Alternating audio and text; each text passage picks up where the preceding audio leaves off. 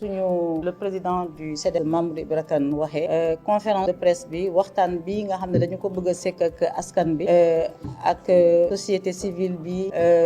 le gouvernement du Sénégal les partenaires techniques et financiers du Sénégal donc communication bi dañu koy def ngir wane rek suñu ouverture pour un dialogue apaisé entre les différents démembrements du secteur de la presse suñu taxawaay boobu nag ñu ngi koy sukkandi ci appel bi nga xam ne président de la République Bassirou Diomaye Faye lancé woon na ko le 14 août dans le communiqué du Conseil des ministres gannaaw ba ñu amalee la journée sans presse le président de la République dafa invité woon à un dialogue rénové avec la presse et dans ce sens-là moom le président de la République dafa instruire woon ñii di ministre de la communication et du numérique ak ministre des finances et du budget ñu xool ak ñi nga xam ne ñoom ñooy waa presse bi nan la ñuy trouver une solution définitive et structurelle ci problème yi nga xam ne moom la ñuy soulever te ñu koy jànkonteel boobu ba léegi ci wàllu boobu nag ñun waxtaan nañu sekk nañu waxtaan réunion bu am solo ak le ministre des finances Cheikh Diba en présence du directeur général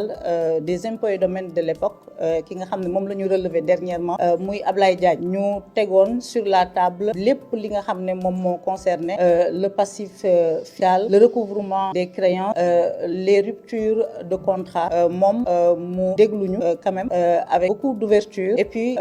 ak les services des impôts mu ngi xool nan la ñuy régler situation boobule fan yële communiqué nañu ci mainlevée bi nga xam ne service impôt amal nañu ko ci compte bancaire presse entreprise de presse yi nga xamoon ne dañu leen bloqué woon du mois de juin jusqu'au mois de décembre ci wàllu boobu ba tey tamit il faut avouer que porte yi nga xam ne dañu ko tëjaloon aux impôts et domaines tijjil nañu ko entreprise yu bari ku ci nekk dem nga waxtaan ak tudd ki nga xam ne moom moo yor sa wàllu dossier et puis il y a des avancées sur ce côté-là côté bi nga xam ne amuñu ci benn avancée moom mooy côté ministère de la communication et du numérique bi nga xam ne moom mooy suñu tutelle technique et administrative ba président woote la rencontre qu'on a avant le 17 l'appel du président c'était le 14 août donc dañ ko rencontrer avant l'appel du président voilà on a pu le 14 juillet je pense le 17 juillet rencontrer ki nga xam ne moom mooy ministre de la communication premier contact boobu nag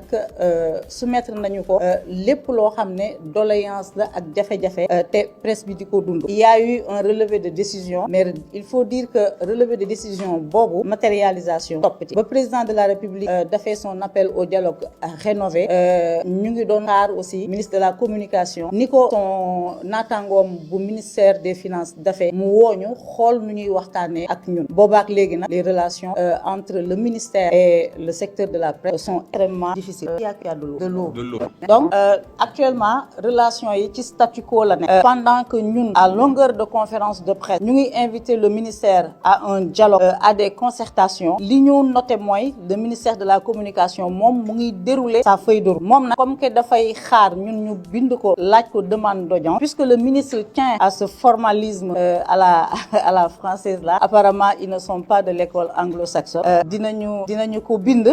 adressé ko une demande d'audience le ministère semble dire que le CDEPS n'a jamais mosu ko adressé une demande d'audience si je me souviens on a décidé lors d'une réunion que ce serait la deuxième demande d'audience bu ñu ko adressé et qui est restée sans suite vous me confirmez voilà donc Mamoudou Ibra Kane nee na confirmé na ne am na ñaari demande d'audience yu ñu ko adressé qui sont restées sans suite léegi nag comme moom il veut vraiment que ñu jaar ci li nga xam ne moom mooy le rituel administratif dinañu ko adressé waat une demande d'audience dinañu sacrifier waat à ce formalisme là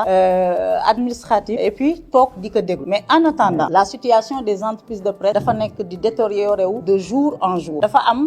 lu ñu njëkk a faagaagal mu nekkoon la pandémie de la Covid-19 ba ñu jógee ci pandémie Covid-19 entreprise yu bari dañu koo yëg ñi nga xam ne dañ daan ñëw di indi publicité ci ñun sax ñoom tamit dañu koo yëg ba dañoo wàññi li nga xam ne moom mooy seen assiette publicitaire ñuy jéem a jóg ak daanu ñu ngi duggaat ci crise politique 2024 une alternance démocratique une troisième alternance démocratique mais on s'attendait quand même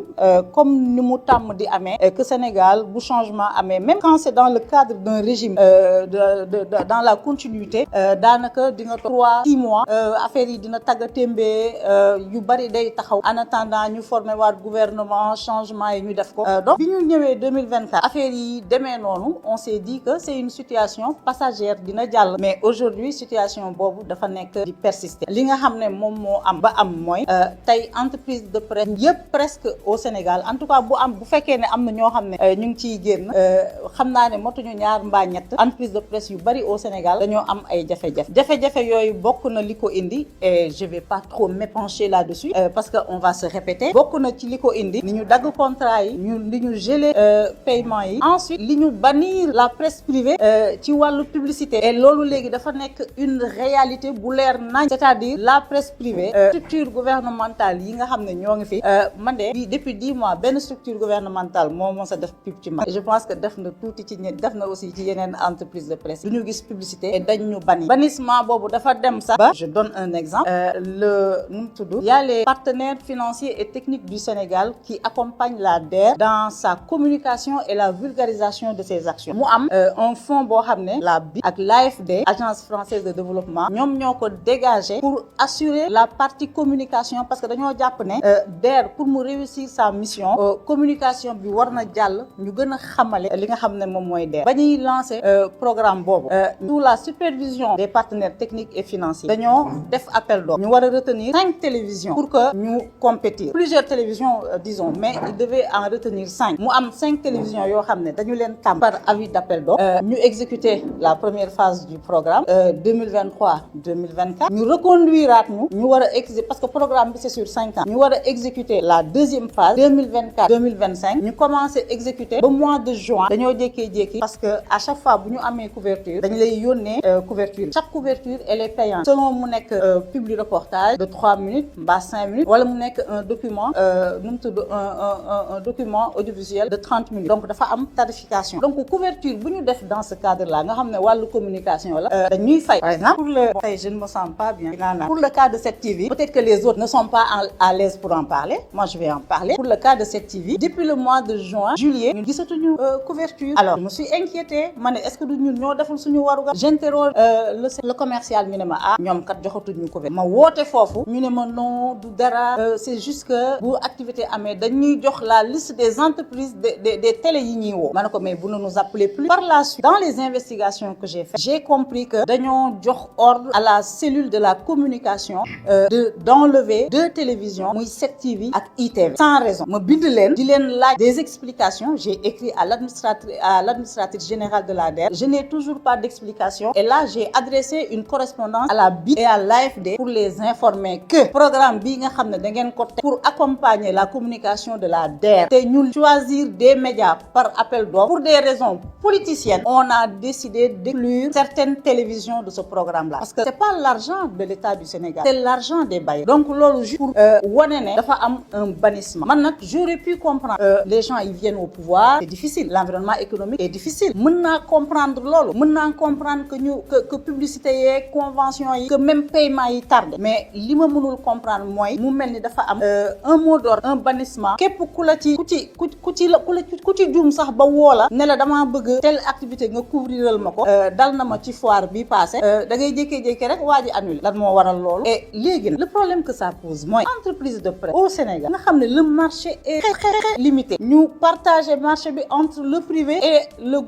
l'État du Sénégal l'État qui apporte presque 70% des recettes publicitaires bu loolu bloqué entreprise privée yi nga xam ne tamit ñoom aussi ñu ngi ci ay jafe-jafe ci ay difficultés de trésorerie ñooñu tamit bu ñu wàññee seen publicité vous imaginez que les tensions de trésorerie se feront très persistantes et loolu mën na indi fu mu nekk nii bu ñu ko bañ mën na indi entreprise de presse yi charge yi nga xam ne dañ ci daan faire face presque ñu bari mën nañu dem ba assister au Sénégal à la fermeture de grandes entreprises de presse parce que mënatuñu parce que amatuñu recette mën nañu dem ba gis et puis gis nañ ko sax une série de licenciements dans le secteur de la presse parce que tamit am na ñoo xam ne moi je pense que boo yenoo dara nga dem ba mënutoo le courage mooy nga waxtaan ak nit ñi xool nan ngeen di trouver solution parce que xëy na ku mënoon 50 xëy na léegi 10 nga mën gaa yaa ngi xool nan la ñuy yemalee li nga xam ne moom mooy seen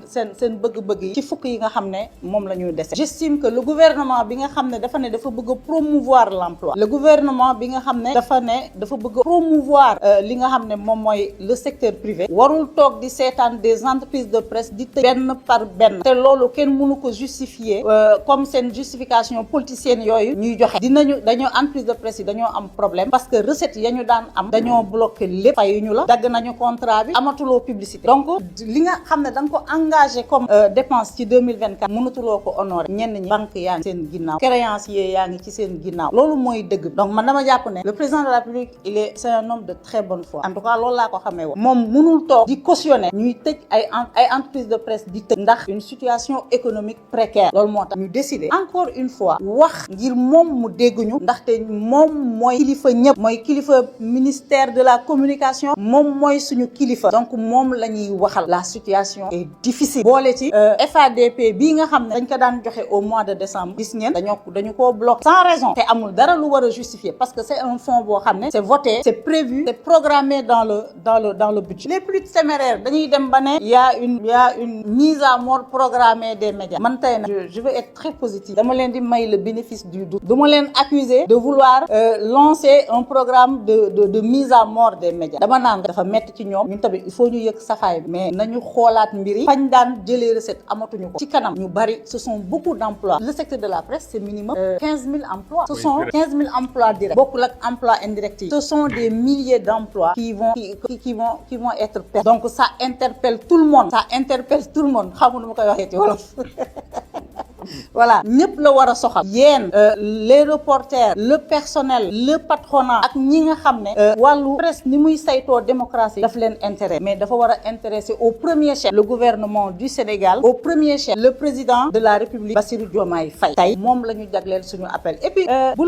la xale tooñee da nga koy boole kilifaam léegi dañuy boole ki nga xam ne moom mooy ministre de la communication Aliou Sall dañ koy boole kilifaam dañoo bëgg a xamal président de la République ne ñun TEDEPS taxawuñu ci tànku crise taxawuñu ci tànk wut mbiicoo mballoo ci réew mi parce que temps bi ñuy passé nii mënoon nañu ko passer à travailler et à chercher des solutions pour nos entreprises les réunions que l'on fait démarches yi ñuy def yëpp dañoo nekk benn say di ko def parce que dañu nekk di jànkonteel ak une situation de crise économique aiguë donc ku ko wax ne ñii dañoo am agenda lii la ñu bëgg loolu amul damay yëkkati suñu baat et je peux le dire au nom de tous les membres du CEDEPS muy benn